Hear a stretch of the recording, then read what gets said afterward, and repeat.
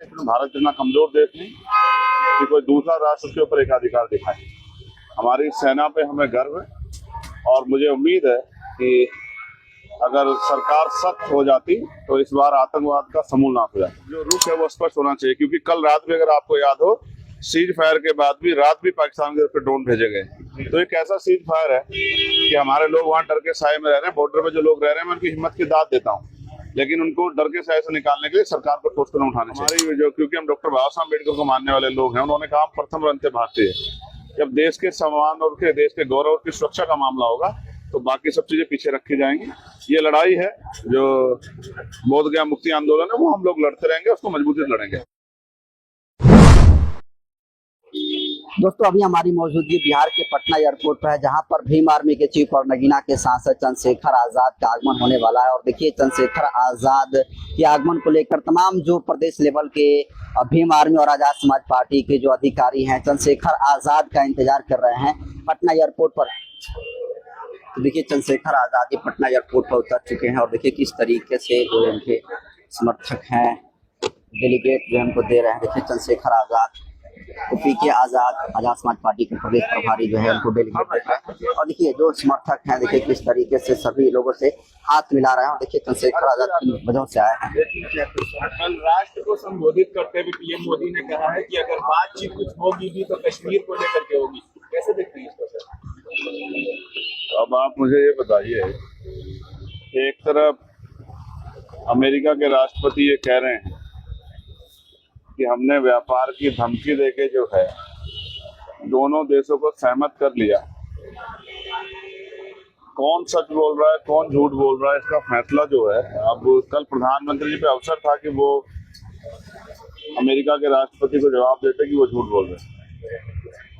जिस तरह उन्होंने ये एकाधिकार जो है भारत को दिखाने का प्रयास किया, इसमें भारत इतना कमजोर देश नहीं कि कोई दूसरा राष्ट्र उसके ऊपर एकाधिकार दिखाए।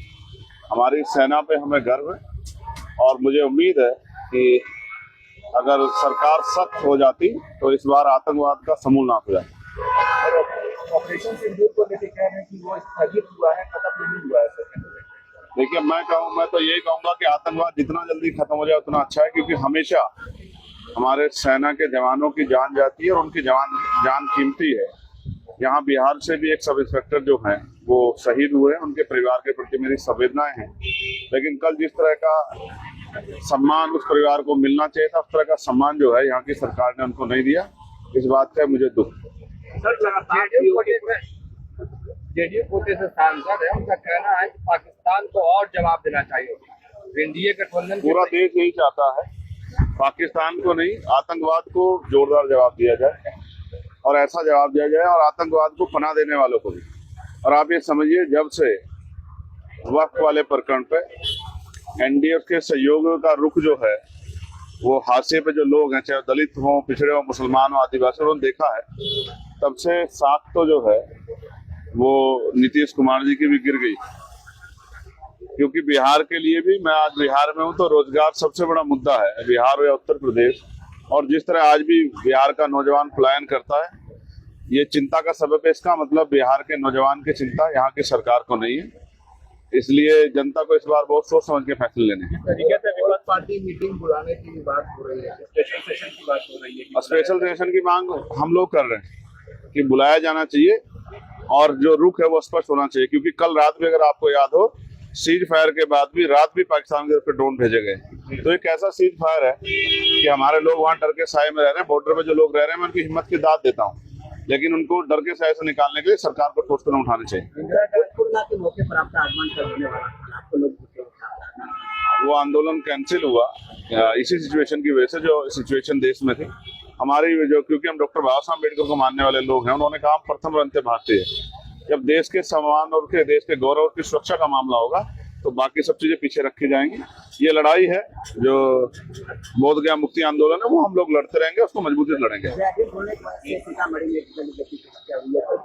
ये फेलियर है, ये सरकार का फेलियर है कि वो कमजोर वर्गों में, दलितों, पिछड़ों, मुसलमानों, आदिवासियों की रक्षा नहीं कर पा रही। शर्म आनी चाहिए सरकार में। चुनाव है लगातार, आपका भी दौरा हो रहा है, क्या कहिएगा? कहेंगे नहीं, करके दिखाएंगे। धन्यवाद। देखिए चंद्रशेखर आजाद भी पटना एयरपोर्ट पर उतर चुके हैं और देखिए क्या कुछ मकसद है पटना आने का, उन्होंने स्पष्ट तौर पर जो है जवाब दिया है। देखिए किस तरीके से